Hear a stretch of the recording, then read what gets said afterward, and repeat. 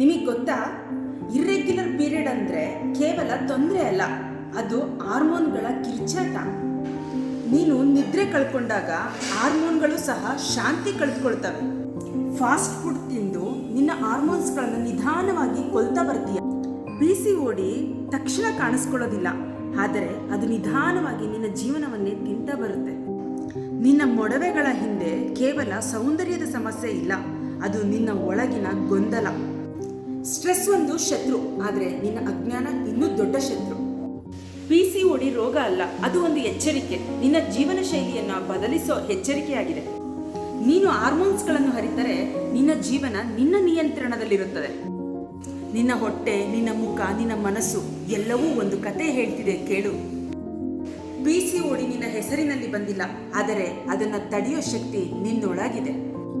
ಇವತ್ತೇ ಬದಲಾದರೆ ನಾಳೆ ನಿನ್ನ ದೇಹ ನಿನಗೆ ಥ್ಯಾಂಕ್ಸ್ ಹೇಳುತ್ತೆ.